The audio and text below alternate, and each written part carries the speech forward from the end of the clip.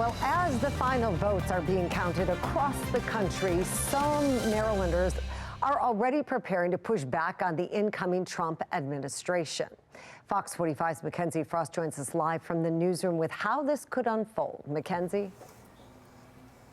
Yeah, Mary, so we know Governor Wes Moore and Baltimore City Mayor Brandon Scott both campaigned for Vice President Kamala Harris leading up to Election Day and now have some pretty strong comments for the incoming Trump administration.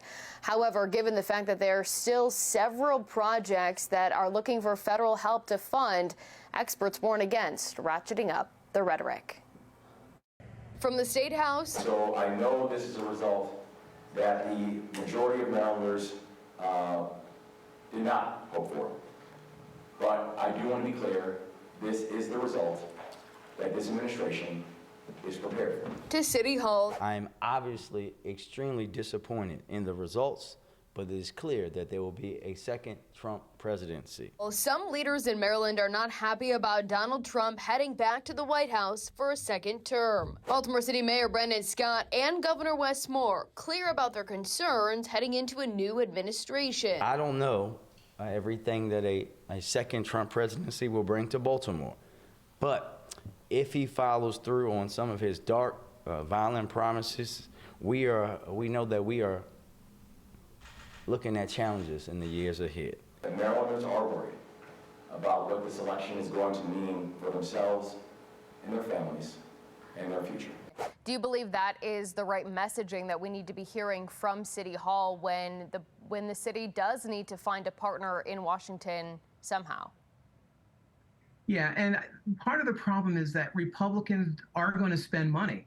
So it's not as if they're going to cut off the spigot, because they never have. I mean, deficits have increased under Republicans too. So what the mayor and the governor, they need to do is talk to Republicans and figure out how to bring money into Maryland. David Williams, president of the Taxpayers Protection Alliance, says these leaders should be working to turn down the temperature, not turning up the heat. So you want to play nice with the people that control the purse strings. There is an opportunity here, and we really need to bring down the rhetoric. It's not going to help the city. It's not going to help the state. Statewide federal funding will be key to any hope Baltimore's Red Line transit line will become reality. We're dreaming big, and we're getting big things done because we are getting them done together. During a news conference in late June, Governor Moore announcing he was reviving the Red Line plan. All right, 1, 2, 3.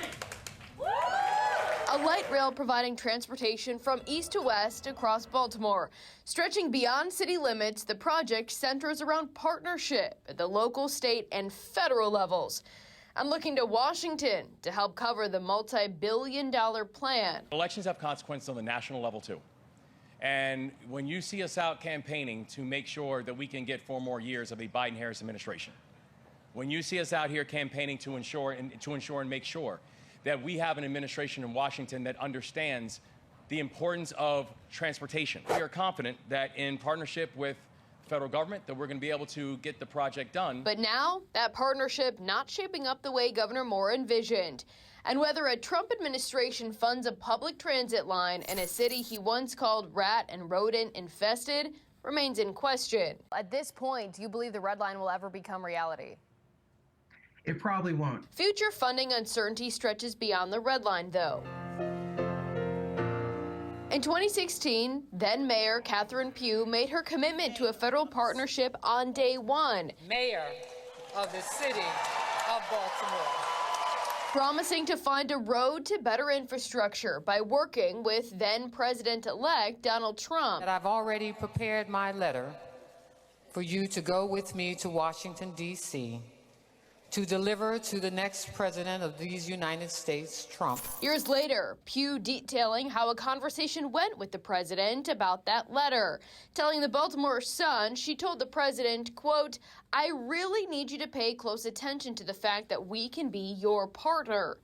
That sentiment, something Williams says is key to Baltimore's success in the future, especially since the city continues to boost programs and expand staff, like within the Mayor's Office of Neighborhood Safety and Engagement, utilizing one-time federal COVID-era funds, Williams says Mayor Scott has set the city up for potential major problems. So this is where I think the administration, the Scott administration, really made a mistake. The city must have all $641 million committed by the end of the year, but Williams notes while the city is spending federal tax dollars on growing staff, that money will eventually dry up.